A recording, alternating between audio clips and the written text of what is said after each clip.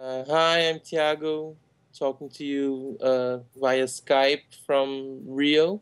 I love to draw since a very early age. As early influences go, comics were definitely a big one, as much as was the big art historical classics. I think the characters that I'm using this series in ceramics, they're using a lot of the cliches from the history of satire. I wanted to mix uh, all these different ingredients like satire and sort of, the grotesque that can be used for caricature of sort of mixing trash and higher aspirations. Gargantua, which is this figure that shows up again and again in the work, is the perfect example because, it's such a seminal character in medieval satire and critique. And when you read it, it's a lot of farting and pooing and, a lot of very base jokes, really, really base jokes, which is hilarious. So basically, this obese, gigantic, ravenous creature, it sort of applies well both to a critique of power as much as sort of a metaphor for human behavior in general. So Gargantua is happily sitting on a throne of sort of debris and um, and pollution or whatever, and sort of feeding off it or excreting it and eating it at the same time.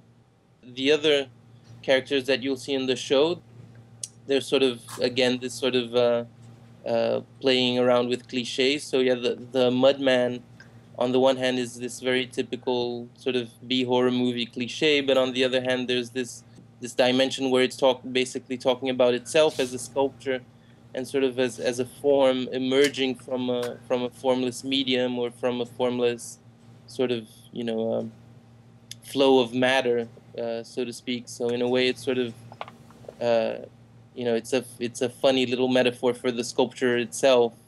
And I guess a lot of them look like sewage and sort of dirty flow of stuff.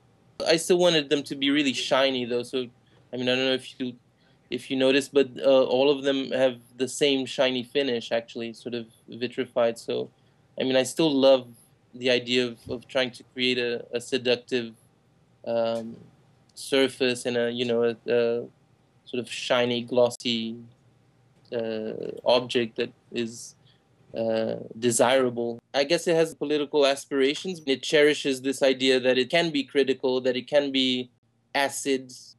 On the other hand, I think it's within a context of objects that are being, fetishized through the sort of the whole museum display. I try to make them slightly aware of this sort of context. My way of doing it is through this uh, sort of reference to kitsch and popular sculpture and outsider sculpture. It's political satire, aware of its political limits, because ultimately I'm not the one, organizing marches or protests. It is satire, and so basically it's just having a good laugh at ourselves and what surrounds us.